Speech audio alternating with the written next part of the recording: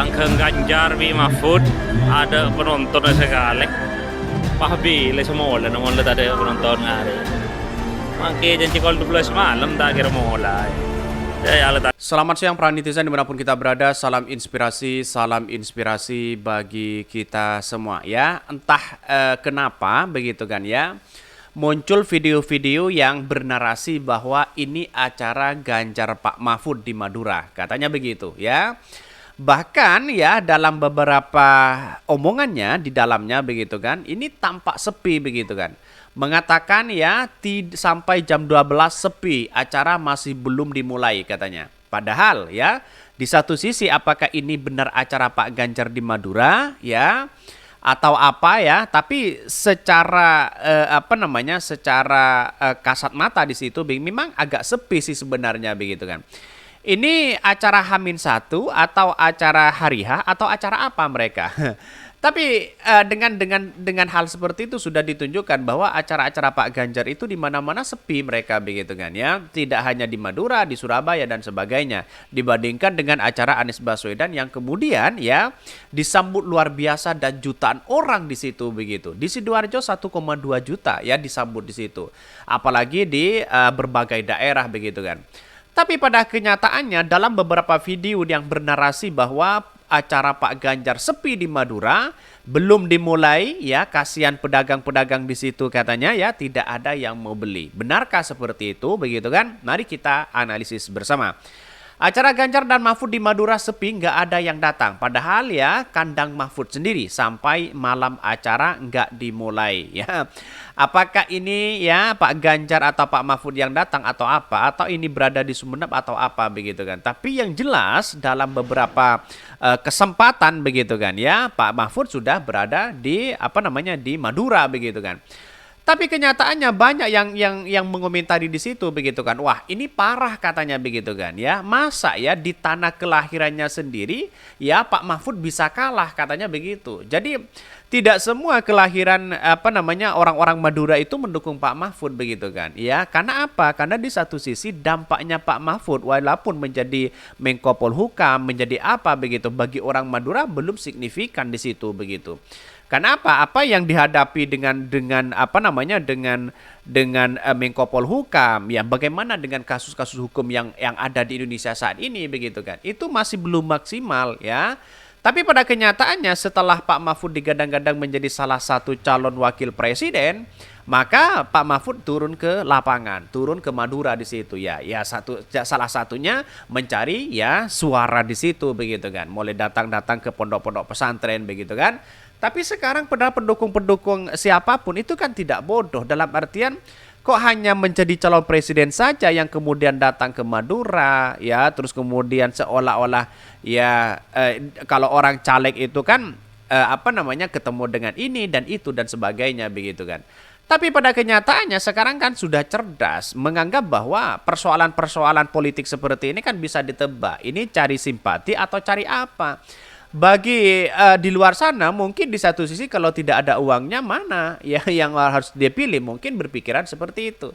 Tapi bukan tolak ukur kita itu harus ada uang, tapi bagaimana mencari sosok pemimpin yang memang benar-benar amanah di situ, bukan menjadi kacung rezim di situ begitu kan. Ini coba ya dengan situasi politik hari ini katanya begitu kan ya.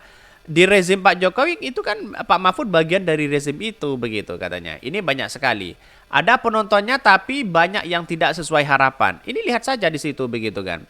Karena memang ada sih penontonnya tapi tidak semasif yang kemudian ya acara-acara memang besar di situ begitu kan. Ya hanya itu aja mereka begitu kan. Ini apakah ini H-1 atau berapa begitu kan? Tapi yang jelas dalam narasi-narasi ini ditunjukkan bahwa acara Pak Ganjar itu sepi. Apakah Pak Ganjar dan Pak Mahfud tidak datang di situ? Atau jangan-jangan hanya simpatisan mereka? Atau jangan-jangan ini hari H atau hari H-1 begitu kan? Masih belum jelas ya di situ begitu. Tapi dalam beberapa video itu sudah menunjukkan apa yang terjadi selama ini mereka begitu kan. Lihat saja. Ya Allah, kasihan ibu yang datang ya, sabar ya Bu, semoga nanti Allah kasih rezekinya. Memang benar-benar sepi di situ begitu. Dan bahkan ya ini jualan, banyak yang jualan apa di situ begitu, tapi kenyataannya lapangannya sangat gede sekali ya. Apalagi di Madura begitu kan ya, diletakkan di sawah di situ, wah luar biasa begitu. Masya Allah, astagfirullah, dan anehnya kalau dalam surveinya selalu mengungguli paslon lainnya. Posisinya selalu teratas. Gimana itu bro? Ya, di mana letak kesalahannya? Sudah ke beberapa kalinya begitu acara-acara serupa digelar. Tapi sekali lagi hal yang didapatkan lembaga-lembaga survei harus koreksi diri ya.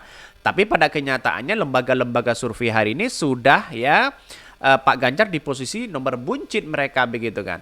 Lihat saja kalau kita bandingkan dengan acara-acara Prabowo, acara-acara Anies Baswedan, acara-acara Ganjar, paling sepi itu adalah acara Pak Ganjar. Bayangkan begitu kan, di berbagai daerah begitu.